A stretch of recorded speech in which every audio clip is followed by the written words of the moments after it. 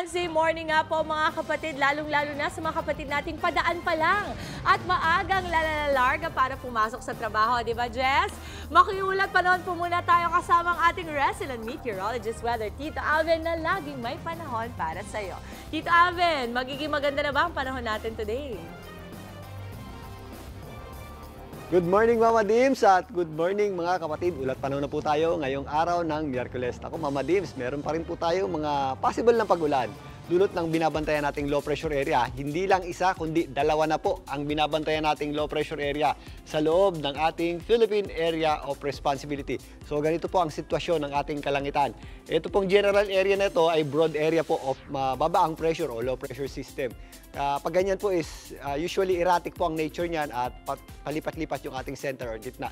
Ito pong dating low pressure area natin na nasa area ng Palawa ay dyan po sa area ng Patnanugan, Quezon, ay hindi na po nakikitang maging bagyo ng Pag-asa. Yan po ay posible ng malusaw, pero again, nagkakaroon tayo ng paglipat ng center o gitna niyan.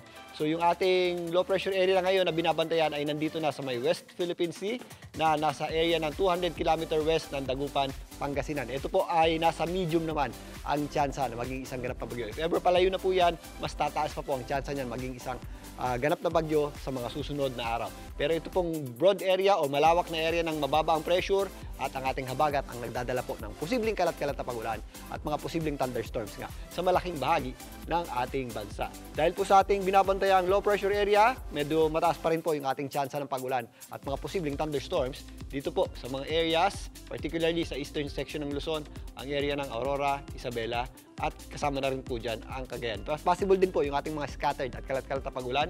Dito naman po sa Ilocos Region, mga kabundukan ng Cordillera, kasama po dyan ng Baguio City. Malaking bahagi ng Central Luzon, although nagpapakita po ang ating araw, possible din po yung ating mga kalat-kalat na pag-ulan. Ganun din po sa area ng Calabarzon. Kasama rin po dyan ng Metro Manila, maging dito sa areas ng Mindoro, Marinduque, Romblon, at ilang bahagi ng Bicol Region. Dito naman sa Visayas at area ng Palawan, mataas din po ang ating tsansa ng pag-ulan, particularly sa hapon at gabi. Mostly dito po sa areas ng Palawan at Western Visayas dahil sa epekto ng ating sabagat o southwest monsoon. Ganon din po ang ating aasahang panahon dito po sa areas ng Zamboanga Peninsula. Nag-extend po dyan yung ating habagat at ganoon din po sa Northern Mindanao. So meron pa rin tayong mga possible na thunderstorms dyan, particularly tuwing hapon at gabi. Kaya again, mag-ingat po tayo kapag meron tayong thunderstorms dahil biglang buhos po yan ng malakas na pag-ulan.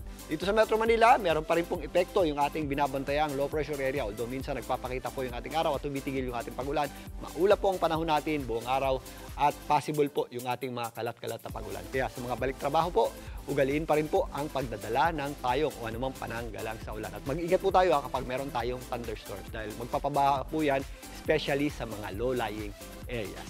Bago na mga kapatid, ang ating araw po ay sumikat kaninang 5:44 ng umaga at muli po yung lulubog mamayang 6:12 ng gabi. At yan muna latest sa ating lagay ng panahon ngayong Miyerkules ng umaga. Muli ako po ang inyong Weather Tito Alvin na laging may panahon para sa iyo.